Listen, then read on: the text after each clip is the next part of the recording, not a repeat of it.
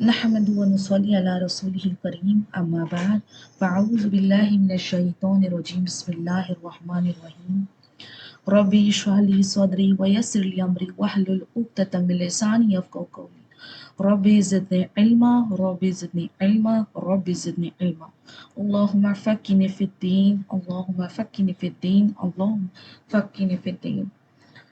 अल्लाह ताला का एहसान व करम है हम पर कि अल्लाह ताला ने कुरान की निस्बत हमें यहाँ जमा किया। अल्लाह ताला से दुआ है कि बस जो भी यहाँ पर सीखेंगे जानेंगे अल्लाह ताला हमारे दिलों में उतार दे और अल्लाह ताला हमें यहाँ इस दुनिया और आखिरत दोनों की कामयाबी जो है हमारे मुकद्दर करे इंशाल्लाह आमीन आमीन। तो अब देखो आगे आते हैं आयत नंबर 211 की तरफ।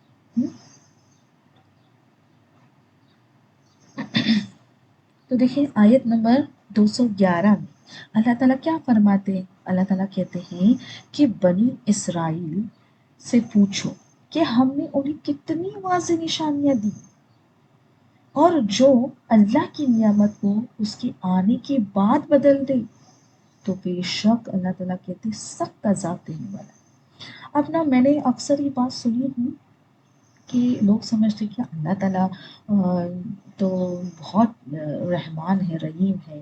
हाँ अल्लाह ताला क्या हमको माफ़ नहीं करेंगे। मतलब कैसा रवैया होता है पता है, गुनाहों का फुल गुनाहों के जोश में होते हैं कि अरे ये तो करके ही रहेंगे हम्म, हम तो अपनी मनमानी करके ही रहेंगे, अल्लाह ताला तो बड़ा माफ़ करने वाला है ना। हाँ ये सोच है मेरी बहनों हमारी। हाँ क्योंकि देखो ना ये रस्मी रिवाज जो हम प्रैक्टिस करते हैं ना, हाँ क्या होती है हमारी ख्वाहिश है, हमारी हमारी ख्वाहिश पता है क्या होती है कि मेरे बेटे की शादी होगी ना तो मैं इसे धूमधाम से शादी करूँगी, म्यूजिक होगा बैंड बाजा होगा, है ना। तो ये क्या है ख्वाहिशात हमारी। और ये क्या सोचते हैं हम लोग करेंगे माफ़ी मांग लेंगे, अल्लाह ताला बड़ा माफ़ करने वाला है। तो ये अगर दिल में हमारे इस तरह की ख्वाहिशात है ना, हाँ ये जो बोलते हैं ना बिंदास जो हम करते हैं जो गुनाह करने का जो हम लोग सोच लेते हैं मेरी बहनों, तो ये चीज़ें हमें समझनी है यहाँ पर। हाँ यहाँ पर अल्लाह ताला याद रखना है कि अल्लाह ताला सख्त अजाब देने वाला भी है। अगर हम ये सब जानबूझकर करते रहेंगे ना तो अल्लाह ताला सख्त अजाब देने वाला भी है। ये बात हमें याद रखनी है और ये एक बार ही नहीं आ रहा है मेरी बहन, सूरह बकरा की आयतों में कई बार आया है। तो कोई अगर ऐसा कहते हैं ना, हाँ मैंने तो एक मिसाल दी, ऐसे कितनी हजारों मिसाल लेके देखे, हाँ सब यही सोच में रहते हैं। हाँ तो मुझे एक सिस्टर कह रहे थे कि तो फिर तुमको क्या लगता है, फिर तुम गलत सोच रहे हो अल्लाह ताला के बारे में। हाँ तुम ये कहना चाहते हो कि अल्लाह ताला रहम वाला नहीं है। तो मैं यही बात मतलब उनको समझा रही थी कि ऐसा नहीं है, अल्लाह ताला बहुत रहम करने वाला है। पर किसके लिए, जो सच्चे दिल से माफ़ी मांगे अल्लाह ताला से, जिसको सच्चे दिल से एहसास हो अपनी गलती का। गलती होती है, इंसान है, गलतियां होगी ही।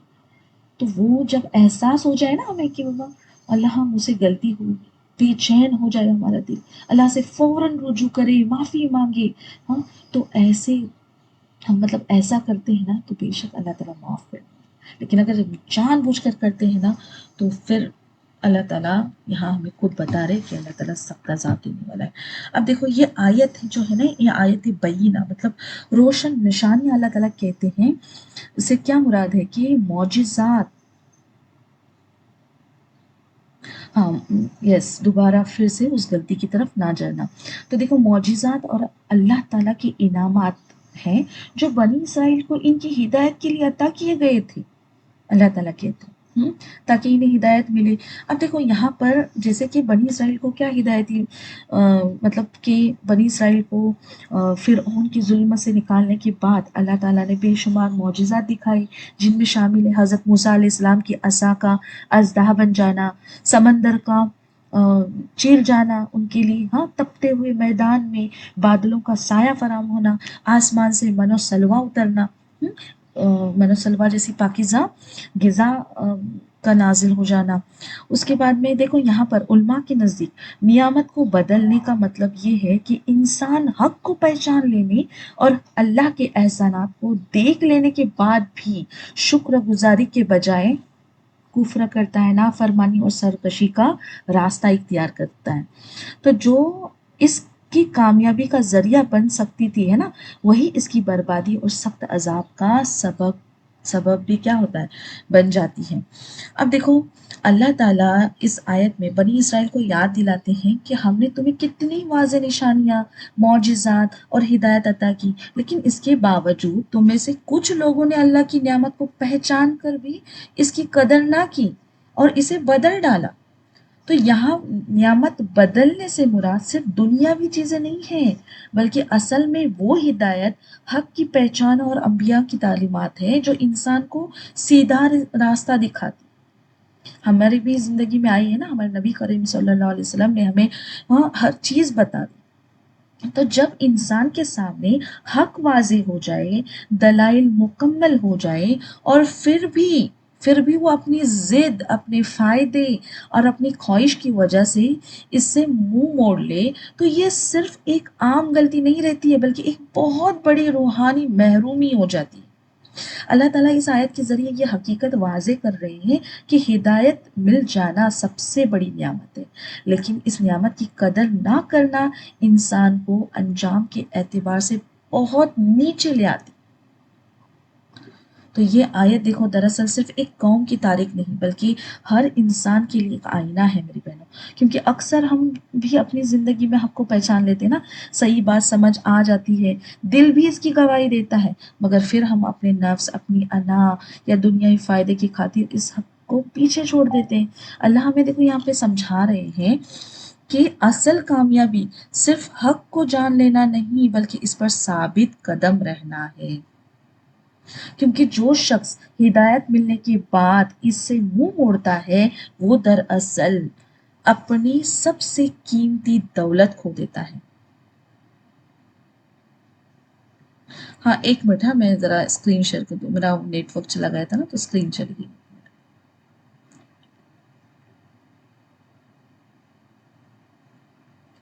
ओके।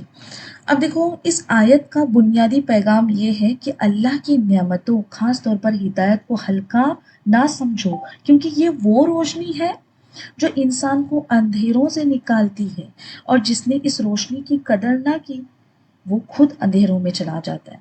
अब हम अपनी ज़िंदगी में गौर करते हैं तो देखो ना, हमें सबसे ज़्यादा जिस रिश्ते का हुक्म दिया गया है वो हमारे माँ बाप है ना।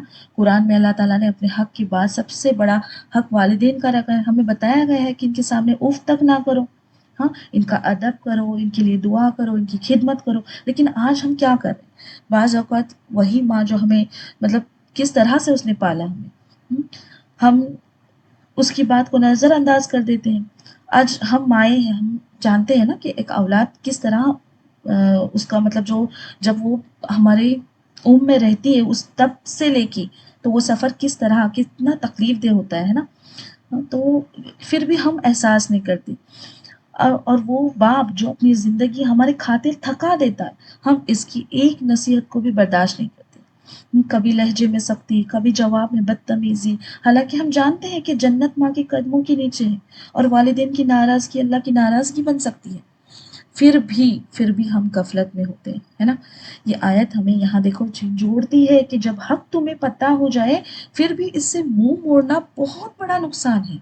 आज की ज़िंदगी में जब हम गौर करते हैं कि तो एक अजीब सा मंजर हमें दिखाई देता है। हम जानते हैं कि देखो ना, ये हमारा जो वक्त जा रहा है किस में, मोबाइल, हाँ, और ये सीरियल्स देखते हैं ना, हमको पता है ये सब झूठ है, हकीकत नहीं है, सिर्फ कहानियाँ हैं, लेकिन फिर भी हम क्या करते हैं, अपनी असल ज़िंदगी इन कहानियों में हम खो बैठे हैं मेरी बहन।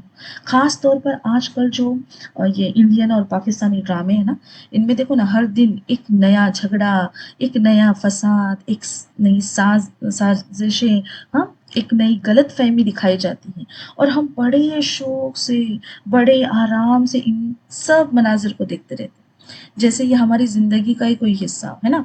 अफ़सोस की बात अभी क्या है कि जब हम इन सीरियल्स को देखते हैं तो हमारे दिल को ये एहसास भी नहीं होता कि हम क्या सीख रहे हैं। कभी झूठ को खूबसूरत बनाकर दिखाया जा रहा है, کبھی رشتوں میں نفرت، کبھی ساس بہو کی جنگ، کبھی حسد، کبھی بدگمانی، اور ہم ان سب کو نارمل سمجھ کر دیکھتے رہتے ہیں نا۔ آہستہ آہستہ یہی چیزیں ہمارے سوچنے کا انداز بدل دیتی ہیں میری بہنوں، ہمیں بھی شک کرنے والا، غصہ کرنے والا اور بے صبر انسان بنا دیتی ہے۔ پھر ہم کہتے ہیں کہ ہمارا دل نہیں لگتا عبادت میں، ہاں، لیکن ہم یہ نہیں سوچتے کہ ہم نے اپنے دل کو کس چیز سے بھر رکھا ہے۔ اب دیکھو خاص طور پر آج جو مسلم خواتین ہیں ان کا حال دیکھیں تو دل صحیح میں بہت دکھتا ہے۔ ہاں، یہ جو پورا دن گھر کے کام، جو ذمہ داریاں، سب کچھ چل رہا ہوتا ہے الحمدللہ، لیکن جیسے ہی وقت ہو گیا نا یہ سیریلز کا تو سب رک جاتا ہے۔ ہاں، اور وہ اب آ کے جو ہے وہ اسکرین پر جم جاتی ہے اور گھنٹوں کا وقت ایسے گزر جاتا ہے نا جیسے کہ کچھ ہوا ہی نہیں ہے۔ لیکن جب قرآن کی بات آتی ہے، جب دین سیکھنے کی دعوت دی جاتی تو فوراً کیا کہا جاتا ہے کہ وقت نہیں ہے۔ حالانکہ حقیقت یہ ہے کہ وقت ہے، بس ہمارے ترجیحات بدل گئی۔ اب یہی نہیں، یہ ڈرامے میری بہنوں صرف وقت نہیں کھاتے بلکہ آہستہ آہستہ ہمارے گھروں کے ماحول کو بھی بدل رہے ہیں۔ بچے وہی سیکھ رہے ہیں جو وہ دیکھ رہے ہیں۔ وہ رشتوں کی اصل محبت نہیں بلکہ ڈراموں کی بناوٹی لڑائیاں سیکھ رہے ہیں۔ وہ صبر نہیں سیکھ رہے، وہ برداشت نہیں سیکھ رہے، بلکہ وہ جلد غصہ کرنا اور سب کچھ ڈرامائی انداز میں لینا سیکھ رہے ہیں، اور ہم سمجھتے ہیں کہ سب ٹھیک ہے۔ تو دیکھو یہاں یہ آیت میری بہنوں ہمیں بتا رہی ہے کہ یہ سب کچھ ہم جو کر رہے ہیں نا اپنی زندگی میں، ہم خود اپنی بربادی کر رہے ہیں، ہے نا۔ اگر ہم سیدھے طریقے سے، جیسے ہمارے نبی کریم صلی اللہ علیہ وسلم نے ہمیں بتائی گئی ہے، زندگی جینے کا طریقہ بتایا گیا ہے، اس طریقے سے اگر چلیں گے تو یہ وقت جو جا رہا ہے نا ہمارا، اور اس طرح سے ہم جو برائیوں کی طرف دھستے جا رہے ہیں نا، ان سب چیزوں سے ہم بچ جائیں گے، اور جس طرح سے حق ہے زندگی گزارنے کا اس طرح سے ہم گزاریں گے۔ تو جو وقت ہمیں دیا گیا ہے یہ ایک ایکچولی امانت ہے۔ اگر ہم نے اس امانت کو فضول چیزوں میں ضائع کر دیا نا تو پھر کیا ہوگا، ہاتھ صرف افسوس آئے گا، کیونکہ وقت واپس نہیں آتا۔ اور اصل سوال یہی ہوگا کہ ہم نے اپنی زندگی کس چیز میں کھو دی۔ تو وقت رہتے ہی جو ہمارے پاس آیا ہے، جو اصل چیزیں آئی ہیں، اللہ تعالیٰ کی نعمتیں ہیں، انہیں پہچاننا ہے، انہیں دیکھ کر سمجھنا ہے، احساس کرنا ہے ہمیں، اور پھر کیا کرنا ہے اس اللہ تعالیٰ نے بتائے ہوئے طریقے پر، اور ہمارے نبی کریم صلی اللہ علیہ وسلم نے ہمیں جس طرح سے زندگی جینے کا طریقہ بتایا ہے اس طریقے پر انشاءاللہ ہم کیا کریں گے، قائم رہیں گے۔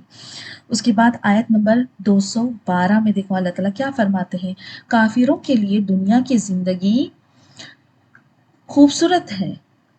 کیا کہتے ہیں اللہ تعالیٰ، کافروں کے لیے دنیا کی زندگی خوبصورت بنا دی گئی ہے اور وہ ایمان والوں کا مذاق اڑاتے ہیں، لیکن جو تقوی اختیار کرتے ہیں وہ قیامت کے دن ان سے بلند ہوں گے، اور اللہ جسے چاہتا ہے اللہ تعالیٰ کہتے ہیں بے حساب رزق دیتا ہے۔ اب دیکھو یہاں پر آیت میں لفظ کیا ہے، زین آتا ہے، مطلب کیا کہ اس نفسیاتی حقیقت کی طرف ہمیں اشارہ کرتا ہے یہ ورڈ، کہ کفار کی ایمان نہ لانے کی بڑی وجہ ان کا دنیا کی رنگینیوں میں کھو جانا ہے۔ ان کی نظر صرف ظاہر اور مادے پر ہوتی ہے، مطلب جو دکھائی دیتا ہے نا اسی پر ہوتی ہے، ہاں، جو چمکتی چیز ہے، اس لیے وہ مال اور دولت اور ظاہری چمک دمک کو ہی کیا کہتے ہیں، کامیابی کا ایک واحد پیمانہ سمجھتے ہیں۔ چونکہ اہل ایمان جو ہوتے ہیں وہ کیا کرتے ہیں، دنیا کے مقابلے میں آخرت کو ترجیح دیتے ہیں اور ظاہری شان و شوکت کے پیچھے نہیں بھاگتے۔ اس لیے دنیا دار لوگ انہیں دیوانہ یا بھولا بھالا سمجھ کر ان کی مذاق اڑاتے ہیں نا۔ اللہ تعالیٰ فرماتے ہیں کہ یہ برتری عارضی ہے، اصل برتری قیامت کے دن ظاہر ہوگی جب متقی لوگ ان کافروں سے بہت بلند مقام پر ہوں گے۔ اب دیکھو نا، انسان کو بولنے کی ضرورت نہیں نا، آج جس کو پریشان کیا جاتا ہے اور جس کا مذاق اڑایا جاتا ہے، تو دیکھو اس کو بولنے کی ضرورت بھی نہیں ہے. یہاں اللہ تعالیٰ خود بتا رہے ہیں. مطلب انسان وہ چڑھتا ہے نا کبھی کبھی اور بولتا ہے کہ رکو تم دیکھ لینا یہاں، تم میری مذاق اڑا رہے ہو نا، آخرت میں دیکھ لینا. ہاں تو دیکھو یہاں پہ اللہ تعالیٰ کتنا اس بندے کا ساتھ دے رہا ہے. دیکھو ہاں کہ اللہ تعالیٰ نے قرآن میں یہ بات نازل کر دی کہ کیا ہاں اصلی برتری کیا ہے، قیامت کے دن ظاہر ہوگی جب متقی لوگ ان کافروں سے بہت بلند مقام پر ہوں. ہاں اس کے بعد آیت کی دیکھو آخر میں بغیر حساب. ہاں فرمایا اللہ تعالیٰ فرما رہے کہ یہاں واضح کیا گیا کہ اللہ جسے چاہتا ہے دنیا میں بھی نواز دیتا ہے. اب نوازتا کیا ہے، اللہ تعالیٰ نے کیا نوازا ہے؟ ہاں ہدایت. اللہ تعالیٰ ہدایت نوازتا ہے اور آخرت میں بھی اپنے نیک بندوں کو ایسی نعمتیں دے گا جن کا کوئی شمار نہیں ہوگا. یہ رزق اللہ کی حکمت پر مبنی ہے نا، کسی کی فضیلیت یا بڑائی کا پیمانہ نہیں ہے. تو دیکھو یہ آیت دراصل مومن کے دل کو سہارا دینے والی ہے نا. اللہ تعالیٰ ہمیں یہ احساس دلا رہے ہیں کہ اگر اس دنیا میں تمہیں غربت کا سامنا کرنا پڑے نا، اور اگر لوگ تمہارا مذاق اڑائیں، اگر تمہیں کمزور یا پیچھے سمجھا جائے تو ہرگز دل چھوٹا نہ کرو، کیونکہ دنیا کی نظر اور اللہ کی نظر ایک جیسی نہیں ہوتی. دنیا والے جس چیز کو عزت سمجھتے ہیں وہ اکثر صرف دکھاوا ہوتا ہے، اور جسے وہ کمزوری سمجھتے وہی اللہ کے نزدیک ایک اصل طاقت ہوتی ہے. اصل عزت مال، لباس یا حیثیت میں نہیں بلکہ تقوی میں ہے، یعنی اللہ سے ڈر کر زندگی گزارنے میں ہے. تو یہ آیت ہمیں یہاں پر بتا رہی کہ آج اگر کوئی مومن دنیا میں نظر انداز ہو رہا ہے، لوگ اس پر ہنس رہے ہیں، اس کی سادہ تر زندگی کو کمزور سمجھ رہے ہیں، تو قیامت کے دن یہی لوگ سب سے اونچے مقام پر ہوں گے. وہ دن ایسا ہوگا جب نہ مال کام آئے گا، نہ شہرت، نہ دنیا کی چمک، بلکہ صرف وہی کامیاب ہوگا جس کا دل اللہ سے جڑا ہوا ہوگا. اور اس بات کو سمجھنے کے لیے سب سے بڑا اگزامپل کون ہے ہمارے پاس؟ بلال حبشی رضی اللہ تعالیٰ عنہ.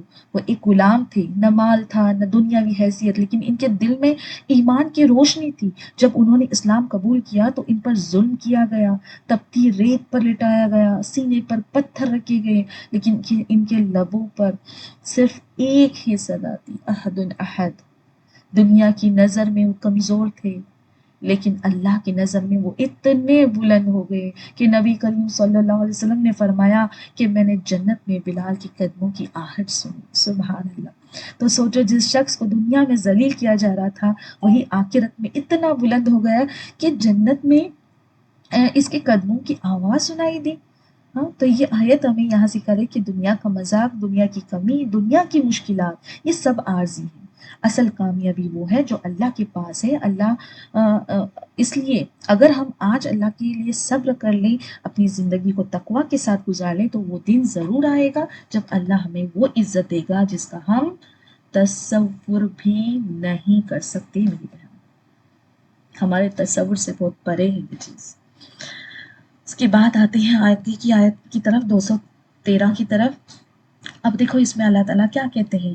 لوگ ایک ہی امت تھی، پھر اللہ نے نبی بھیجے، خوشخبری دینے والے اور ڈرانے والے، اور ان کے ساتھ حق کے ساتھ کتاب نازل کی تاکہ لوگوں کے درمیان اختلاف کا فیصلہ کرے.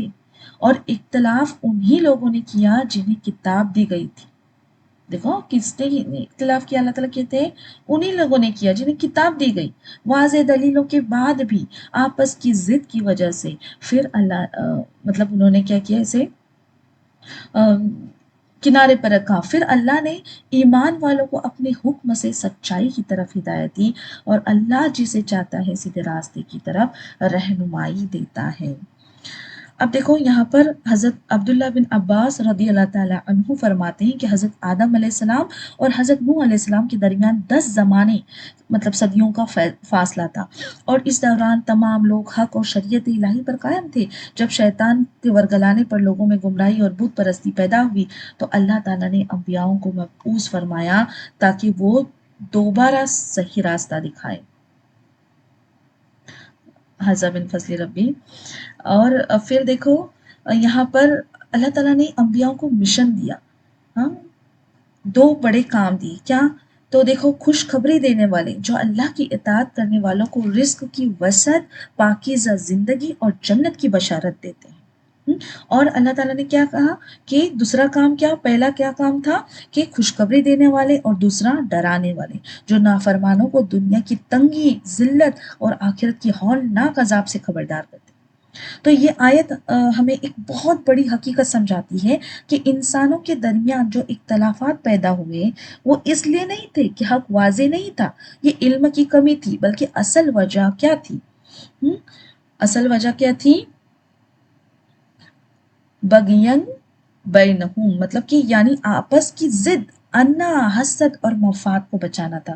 یعنی انسان سچ جان بھی لیتا ہے، سمجھ بھی لیتا ہے، دل میں کہیں نہ کہیں مان بھی لیتا ہے، لیکن جب اس پر عمل کرنے کی بات آتی ہے تو اس کی انا درمیان میں آ جاتی ہے۔ یہ بہت بڑی بات ہے میری بہنوں، پھر سے دہراتی ہوں، کیا کہتے ہیں اللہ تعالیٰ کہ انسان سب جانتا ہے، سمجھ لیتا ہے، دل میں کہیں نہ کہیں مان بھی لیتا ہے، لیکن جب اس پر عمل کرنے کی بات آتی ہے، یہ ہم سب ایکسپیرینس کرتے ہیں نا، جب عمل کرنے کی بات آتی ہے تو اس کی انا جو ہے نا یہ درمیان میں آ جاتی ہے۔ وہ سوچتا ہے کہ اگر میں نے یہ مان لیا نا تو کیا ہوگا، سمجھو ایک بات کو لے کے اگر وہ یہ کر رہا ہے تو وہ بات غلط ثابت ہو جائے گی، یا میری حیثیت کم ہو جائے گی، یا لوگ کیا کہیں گے۔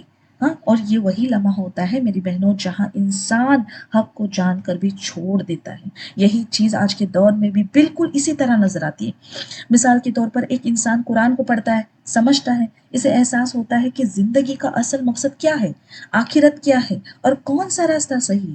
اب وہ اپنے کسی دوست یا رشتہ دار، قریبی انسان کو دعوت دیتا ہے، اسے کہتا ہے کہ آؤ قرآن سمجھیں، اپنی زندگی کو بدلیں، اللہ کے قریب آئیں، لیکن سامنے والا کیا کرتا ہے؟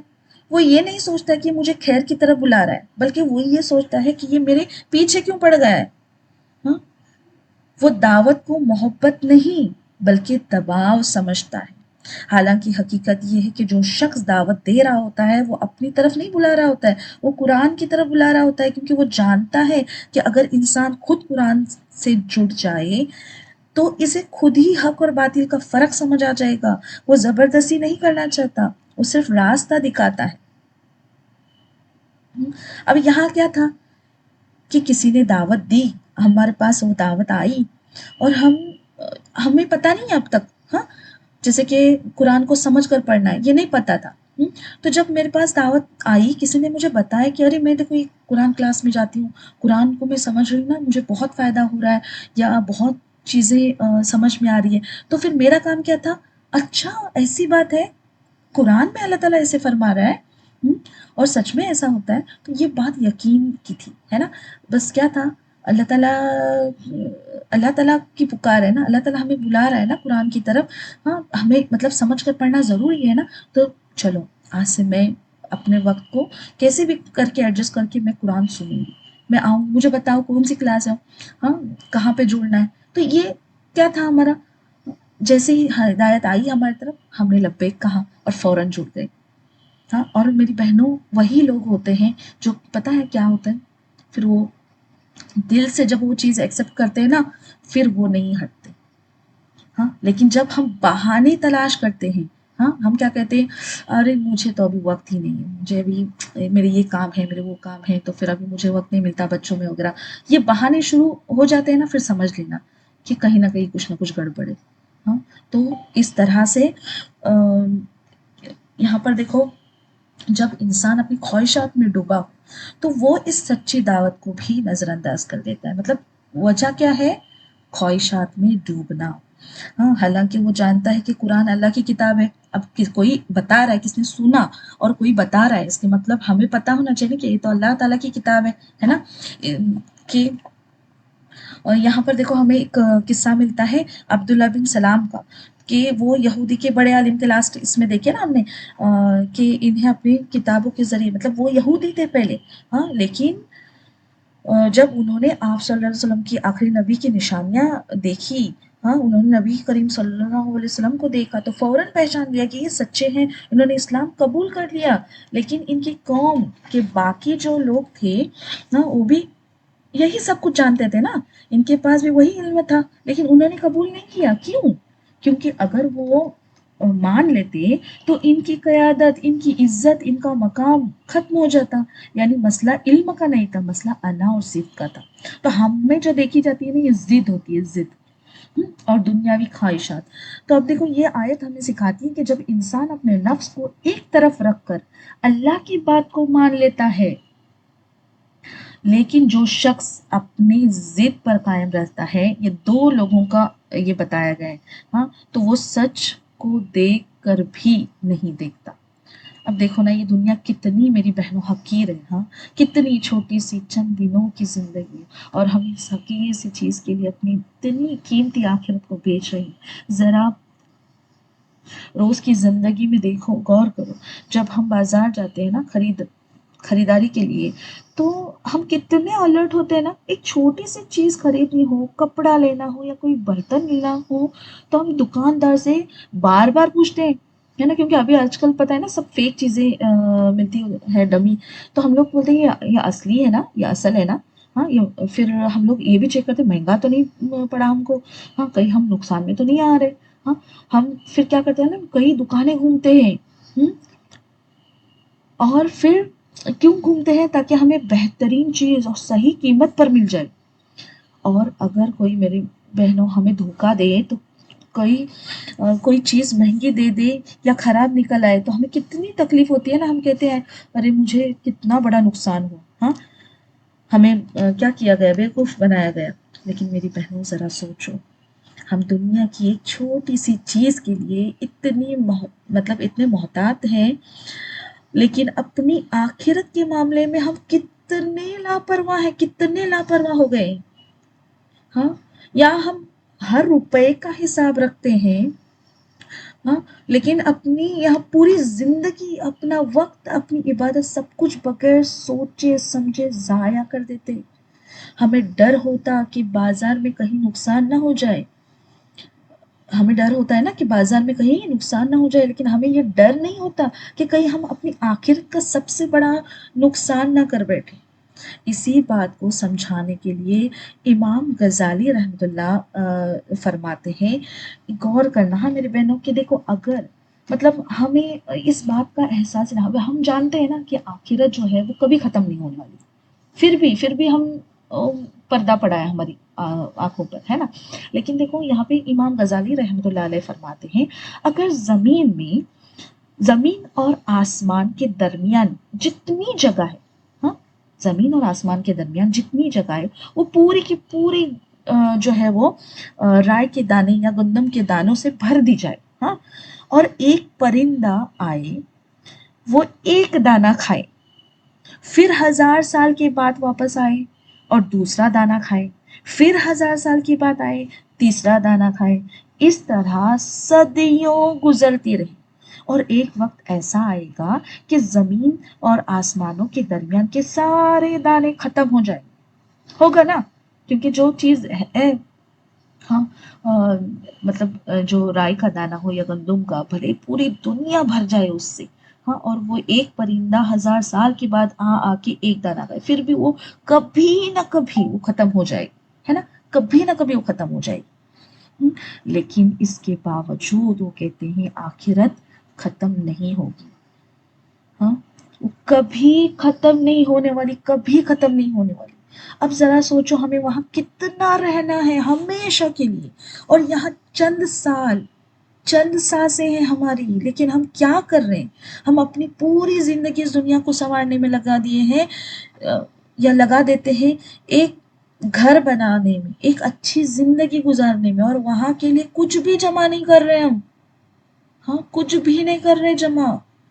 سوچنے کی بات ہے نا، سوچنے کی بات ہے کہ ہم بازار کے چھوٹے نقصان سے تو ڈر جاتے ہیں، لیکن آخرت کے سب سے بڑے نقصان سے ہم نہیں ڈر رہے میرے بہن.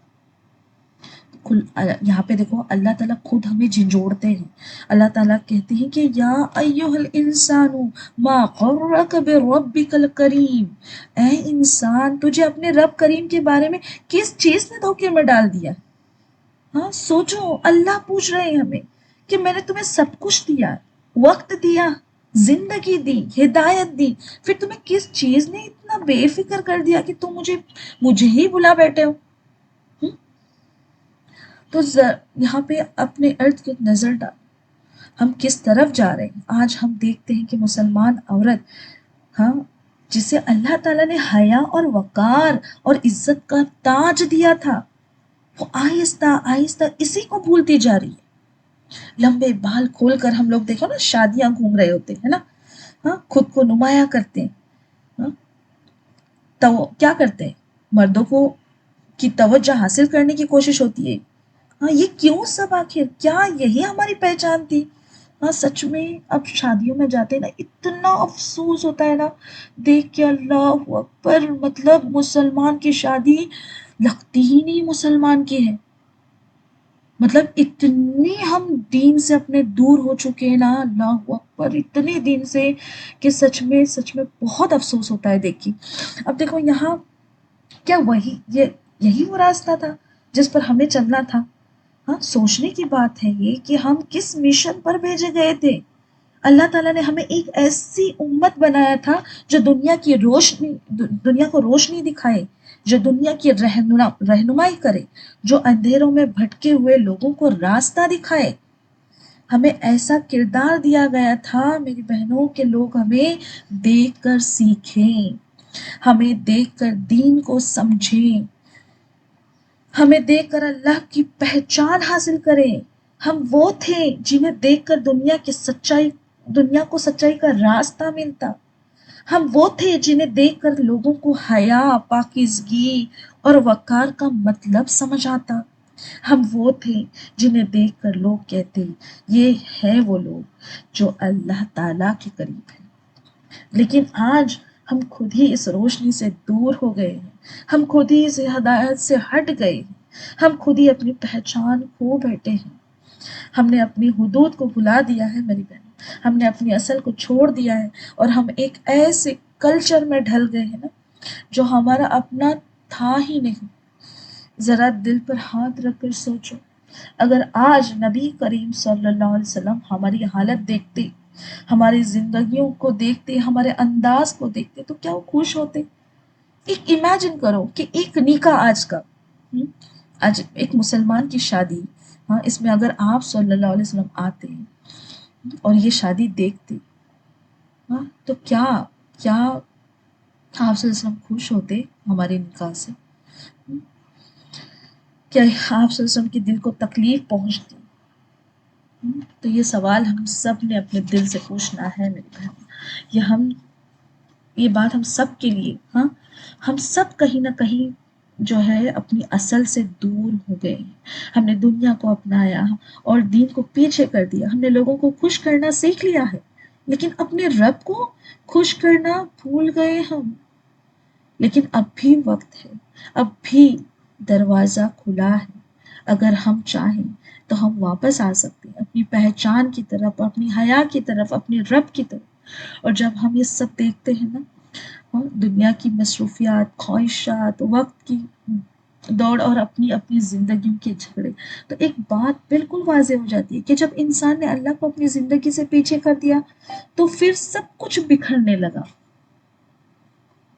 دل بھی بکھر گئے، سوچے بھی ہماری کیا ہو گئی، بٹ گئی، اور راستے بھی الگ ہو گئے۔ پھر انسان نے اپنی عزت کے لیے الگ راستے بنا لیے، اپنی خواہشات کے لیے الگ معیار مقرر کر لیے، اور اپنے مفاد کے لیے الگ الگ فیصلے کرنا شروع کر دیے۔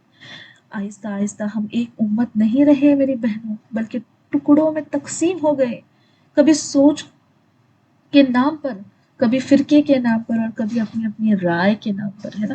حالانکہ ہمیں تو ایک جسم کی طرح ہونا تھا، ایک دل کی طرح جڑا ہوا ہونا تھا، ایک سوچ کے ساتھ چلنے والا، اور ایک ہی راستے پر قائم رہنے والا۔ لیکن ہم نے دین کو بھی اپنی سمجھ کے مطابق بانٹ لیا، حق کو بھی اپنی خواہشات کے مطابق توڑ دیا، اور سچ کو بھی اپنے فائدے کے مطابق بدلنے کی کوشش کی۔ اور یہی وہ مقام ہے جہاں قرآن ہمیں جھنجھوڑ کر یہ حقیقت بتاتا ہے کہ انسانیت ایک ہی امت تھی، سب ایک ہی راستے پر تھے، لیکن پھر اختلاف پیدا ہوئے، اور اختلاف علم کی کمی کی وجہ سے نہیں تھا، بلکہ یہ ضد اور انا اور حسد اور اپنے مفاد کی وجہ سے تھا۔ جب دلوں میں دنیا کی محبت بڑھ گئی تو پھر حق کی بات بھی برداشت نہ ہو سکی۔ آج بھی حقیقت وہی ہے، جب تک دل اللہ کے ساتھ جڑے رہتے ہیں تب تک دل بھی جڑے رہتے ہیں، امت بھی ایک رہتی ہے، لیکن جب دل دنیا کے ساتھ جڑ جاتے ہیں تو پھر فاصلے بھی بڑھ جاتے ہیں، رشتے کمزور ہو جاتے ہیں اور امت ٹوٹ کر بکھر جاتی ہے۔ اصل پیغام یہی ہے کہ ہمیں واپس اس مرکز کی طرف لوٹنا ہے میری بہنوں، جہاں سب دل ایک ہو جاتے ہیں، جہاں سب اختلاف ختم ہو جاتے ہیں، اور جہاں سب راستے ایک رب کی طرف چلتے ہیں اور مرکز صرف اور صرف اللہ کی ہدایت ہے۔ اگر ہم نے اس طرف لوٹنے کا سسٹر ذرا مائک پہ دھیان دیں، مظفری سسٹر، اگر ہم نے اس طرف لوٹنے کا فیصلہ نہ کیا نا تو ہم نام کے تو ایک امت رہیں گے میری بہنوں، لیکن حقیقت میں بکھرے ہوئے لوگ رہ جائیں گے۔ اب دیکھو ہم کیا سوچتے ہیں، ہم کیا سوچیں گے ابھی، ہاں، کہ نہیں نہیں نہیں، یہ سب کچھ بدلنا بہت مشکل ہے، ابھی ہم یہ نہیں کر سکتے، ہے نا، یہ سوچ آتی ہے نا ہمارے دل میں۔ ہاں، لیکن میری بہنوں حقیقت یہ ہے کہ تبدیلی اتنی مشکل نہیں ہے جتنی ہم نے اپنے دل میں بنا لی۔ صرف سوچ بدلنے کی دیر ہے، سوچ بدل کر تو دیکھو، راستے خود بدلنے لگتے ہیں۔ ہاں، یہ بات ٹھیک ہے کہ ہم سب کو ایک دم اکٹھا کر دینا ہمارے اختیار میں نہیں ہے، لیکن کوشش تو ہمارے اختیار میں ہے نا، ہم کوشش تو کر سکتے ہیں، ہم دعوت تو دے سکتے ہیں، ہم اچھائی کی طرف بلا تو سکتے ہیں، ہم خاموش تو نہیں بیٹھ سکتے۔ ہم، یہ سوچ یہ جو سوچ ہے کہ سب کچھ ایک دم بدل جائے گا یا تو پھر نہیں بدلے گا، یہ دراصل غفلت کی سوچ ہے میرے پاس۔ ہمارا کام نتیجہ دینا نہیں ہے، ہمارا کام کوشش کرنا ہے، دینے والا پھل اللہ ہے۔ اگر آج ہمیں قرآن کی سمجھ ملی ہے، اگر آج ہمارے دل میں ہدایت کی کوئی روشنی آئی ہے، تو کیا ہم پر ذمہ داری نہیں ہے بنتی کہ ہم دوسروں کو بھی بھلائی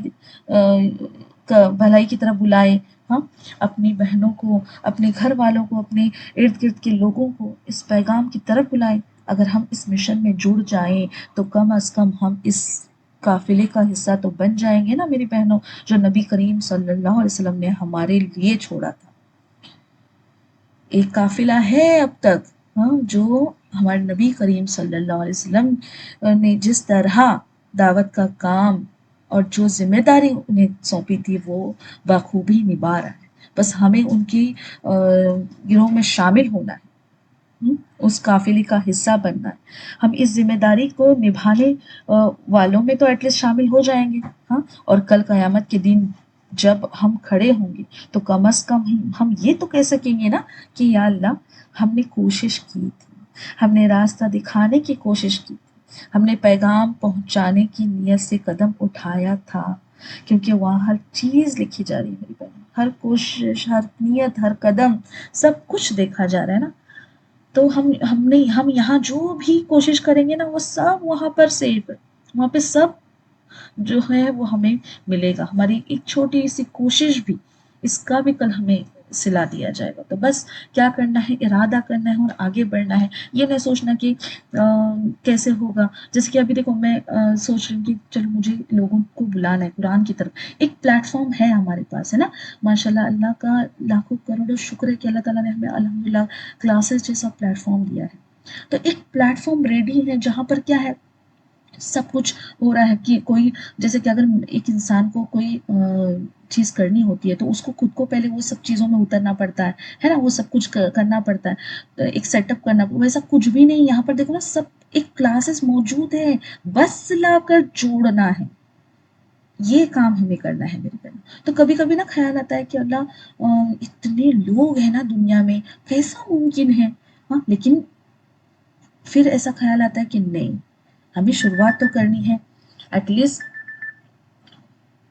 جتنے بھی لوگ آئیں گے ہم سے، جتنے ہماری زندگی جتنی ہے ہم اتنی کوشش کریں گے، اور جتنے بھی آئیں گے، ہاں، تو وہ بس بہت بڑی بات ہوگی ہمارے لیے، ہاں، سمجھو کہ ہم نے بہت بڑا آخرت کا سرمایہ جمع کیا اپنی آخرت کے لیے، ہم نے بولتے ہیں نا ایک صدقے جاریہ ہم چھوڑ کے جائیں گے؟ آج کل اولادوں سے اور اپنے لوگوں سے امیدیں باندھنا ہمیں چھوڑ دینا چاہیے کہ ہم مرنے کے بعد وہ لوگ کچھ کریں گے ہمارے لیے. نہیں، آج کل وہ زمانہ نہیں رہا ہے. اور ہم کوس بھی نہیں سکتے بچوں کو، کیونکہ وقت ہی نہیں ہے. انسان اتنا بیزی ہو چکا ہے نا وقت میں، مطلب دنیا کی اس میں کہ بھاگ دوڑ میں، کہ انسان ہم امید ہی نہیں لگا سکتے کسی سے کہ میری اولاد میرے لیے کرے گی. ہاں، ہمیں بس اپنا جو ہے نا اپنی آخرت کا جو ہے وہ سرمایہ ہمیں یہاں پہ کیا کرنا ہے، جو ہے وہ کلیکٹ کرنا ہے، یا ہمیں اپنے لیے صدقہ جاریہ چھوڑ کر جانا ہے، تاکہ ہمارا وہاں پر جانے کے بعد بھی جو ہے وہ اکاؤنٹ جاری رہے نیکیوں کا. ہاں، تو انشاءاللہ ہم سب مل کر کوشش کریں گے. اس کے بعد آتے ہیں 214 کی طرف، آیت نمبر. تو دیکھو اللہ تعالیٰ، امید ہے یہاں تک جو بھی بتایا گیا سمجھ میں آ گیا ہوگا سسٹرز کی. جلدی جلدی مجھے میسج یہاں پہ بتا دیں. اوکے الحمدللہ. آتے ہیں آگے کی آیت کی طرف، آیت نمبر 214 کی طرف. تو دیکھو اللہ تعالیٰ یہاں پر بتا رہے ہمیں کہ کیا تم یہ سمجھتے ہو کہ تم جنت میں. سورہ بقرہ ہے. ہاں، سورہ بقرہ آیت نمبر 214. ہاں، تو دیکھو یہاں پر اللہ تعالیٰ ہمیں بتا رہے ہیں کہ کیا تم یہ سمجھتے ہو کہ تم جنت میں داخل ہو جاؤ گے، حالانکہ تم پر ابھی وہ حالات نہیں آئے جو تم سے پہلے لوگوں پر آئے تھے.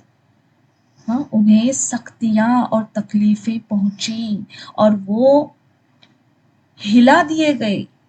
زلزلہ کا ورڈ یوز کیا گیا ہے میری بہنوں یہاں پر. دیکھو وہ ہلا دیے گئے، یہاں تک کہ رسول اور ایمان والے کہنے لگے، رسول صلی اللہ علیہ وسلم اور ایمان والے کہنے لگے اللہ کی مدد کب آئے گی؟ سن لو، بے شک اللہ کی مدد قریب ہے. یہاں پر دیکھو اللہ تعالیٰ کتنا مطلب مضبوط کر رہے ہیں. ابھی اللہ تعالیٰ ہمیں دیکھو ان آیتوں کے ذریعے ہمیں مضبوط کیا جا رہا ہے. تفسیر ابن کثیر کے مطابق یہ آیت ان مہاجرین مکہ کی تسلی کے لیے نازل ہوئی. مطلب وہ مہاجرین لوگ جو ہجرت کر کے مکہ سے مدینہ آئے تھے، تو ان کے لیے نازل ہوئی، جنہوں نے اللہ کی خاطر گھر بار چھوڑ دیا اور مدینہ میں انہیں شدید جو ہے وہ غربت، اجنبیت اور دشمنوں کی مکہ میں، اس سے پہلے جیسے مکہ میں جب تھے نا تبھی کی بات، تو خوف کا سامنا کرنا پڑا. ہاں، اور اس کے بعد یہاں پر دیکھو جب کفار مکہ اور مدینہ کے یہودیوں کے جانب سے مسلمانوں پر دباؤ حد سے بڑھ گیا، اور جنگی پھر بعد میں جب مدینہ میں جانے کے بعد بھی کچھ حد تک انہیں پریشانیاں جھیلنی پڑی ہے نا. تو پھر جب یہ جنگیں جب خندق کی جنگ ہوئی تو اس کے موقع پر 10,000 کے لشکر نے مدینہ کا گھیراؤ کر لیا. تو شدت قرب سے بعض دلوں میں یہ خیال آنے لگا، ہاں مطلب یہ جو شدت ہو رہی تھی، تکلیف ہو رہی تھی ان کو، ہاں تو کیا خیال آنے لگا کہ اللہ کی مدد میں تاخیر کیوں ہے، اللہ کی مدد کیوں نہیں آ رہی ہے. ہاں، تب یہ آیت نازل ہوئی تاکہ انہیں بتایا جائے کہ اللہ کا راستہ پھولوں کی سیج نہیں ہے بلکہ آزمائش ہے.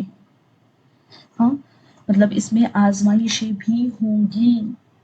تو اس آیت کی تشریح میں حضرت خباب بن عرط رضی اللہ تعالیٰ عنہ کا واقعہ جو ہے وہ یہاں پر بتایا جاتا ہے کہ وہ فرماتے کہ جب مکہ میں مشرکین کی جو مظالم حد سے جو ظلم تھے وہ حد سے بڑھ گئے، تو ہم رسول اللہ صلی اللہ علیہ وسلم کی خدمت میں حاضر ہوئے.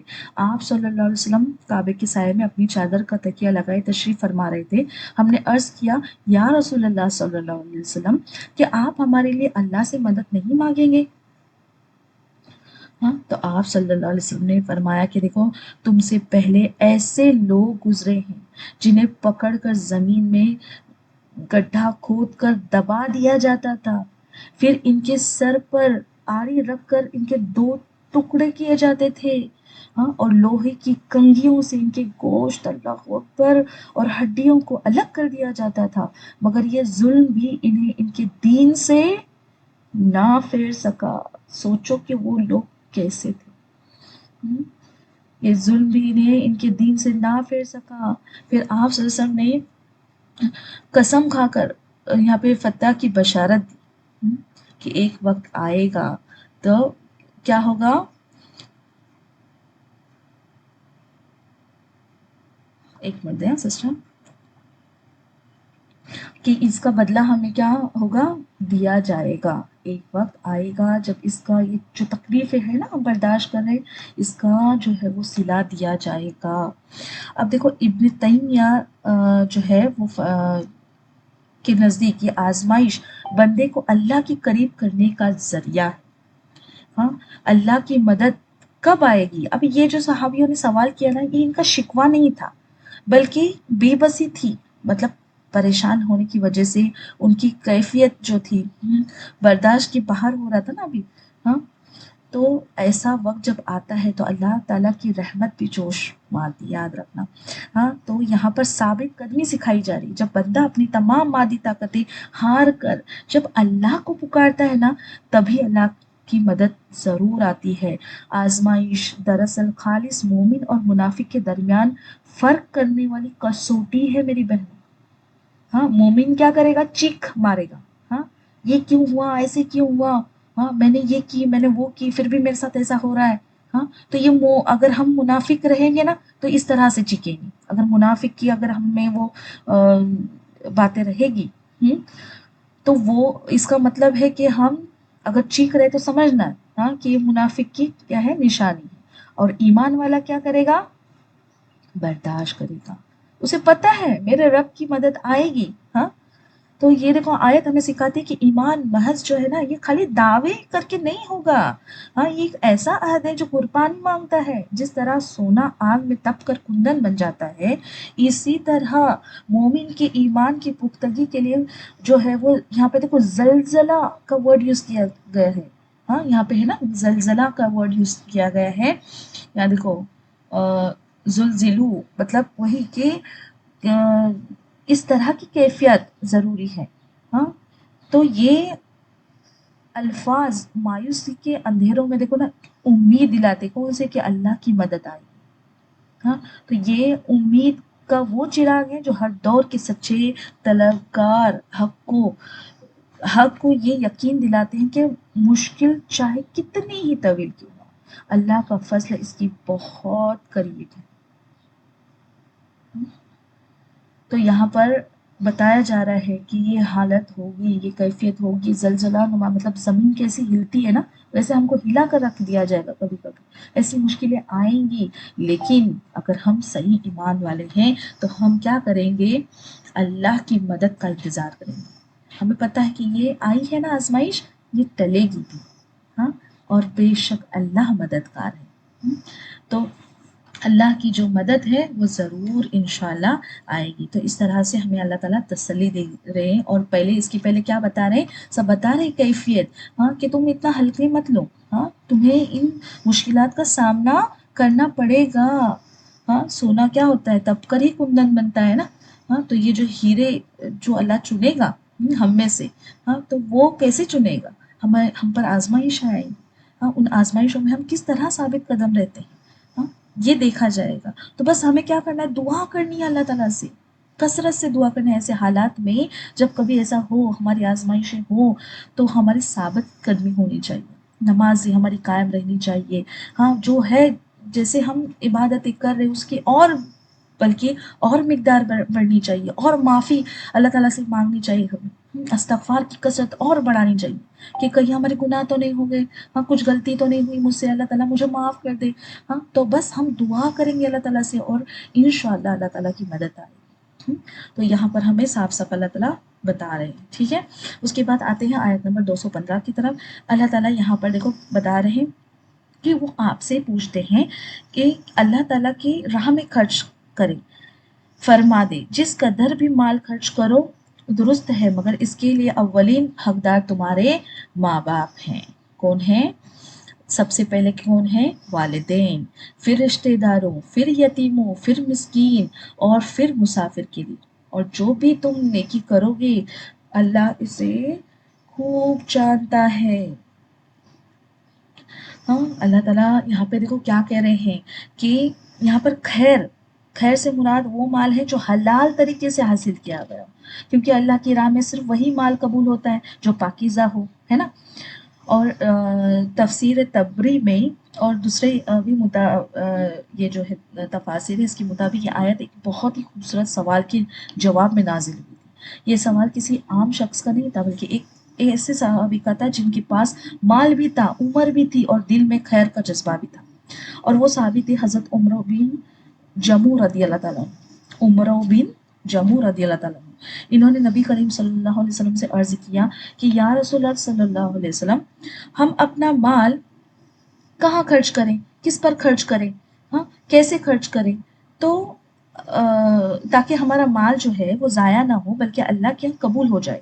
تو یہ سوال جو ہے بہت سادہ لگتا ہے نا، لیکن اس کے پیچھے ایک بہت بڑی فکر چھپی ہوتی ہے، ایک مومن کی فکر کہ میرا مال صرف دنیا میں نہ رہ جائے بلکہ آخرت میں بھی میرے کام آ جائے۔ اور اللہ تعالیٰ نے اس کے جواب میں صرف ایک اصول نہیں دیا بلکہ پوری زندگی کا نقشہ کھینچ دیا، یعنی مال کسی کے لیے ہے، کہاں لگانا ہے اور کیسے لگانا ہے، یہ سب اللہ تعالیٰ نے یہاں پہ اس آیت میں ہمیں واضح کر دیا ہے نا، سب کچھ واضح کر دیا ہے۔ تو یہ آیت ہمیں سمجھاتی ہے کہ اصل کامیابی مال جمع کرنے میں نہیں ہے بلکہ مال کو صحیح جگہ خرچ کرنے میں، کیونکہ جو چیز اللہ کے راستے میں لگ جائے وہ ضائع نہیں ہوتی، وہ محفوظ ہو جاتی ہے، وہ بڑھ جاتی ہے، اور آخرت کا کیا ہو جاتی ہے، سرمایہ بن جاتی ہے۔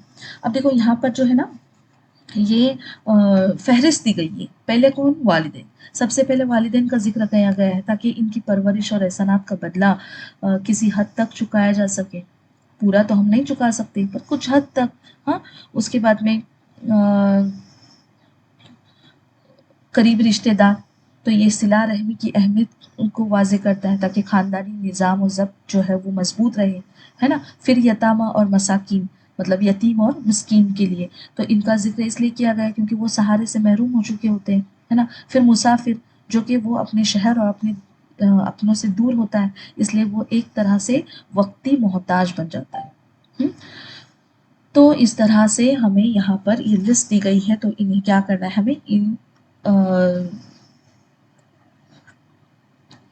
چیزوں پر غور و فکر کرنا ہے کہ کس طرح ہم اپنا مال جو ہے وہ کیا کریں، خرچ کریں۔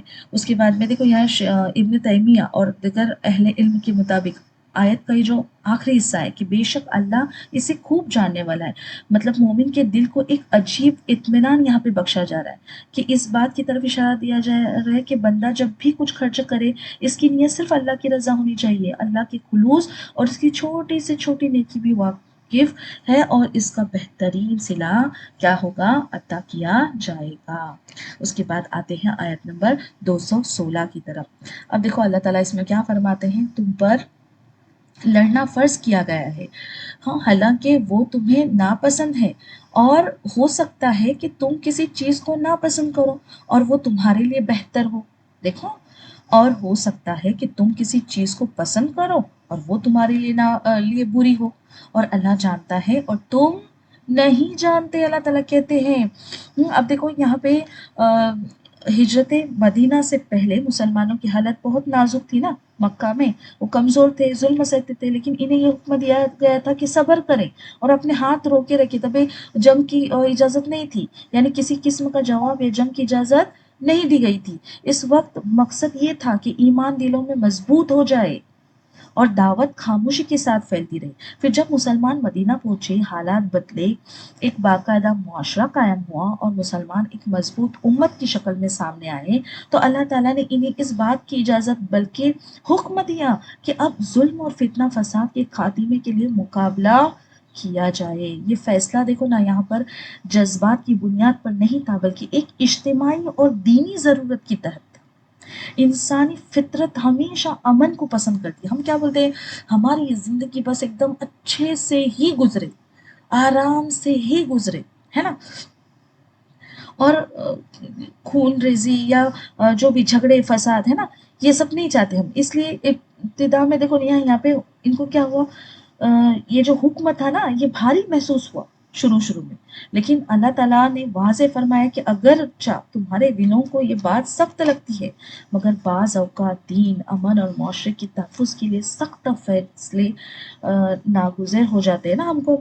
ہاں یہی وہ نقطہ ہے جو ہمیں سمجھاتا ہے کہ اسلام کا مقصد لڑائی کو بڑھانا نہیں بلکہ ظلم کو ختم کرنا ہے اور امن قائم کرنا ہے۔ جب تک صبر ممکن ہو اور جب جب فساد حد سے بڑھ جائے تو پھر انصاف اور حق کے قیام کے لیے کیا ہوتا ہے، قدم اٹھانے پڑتے ہیں۔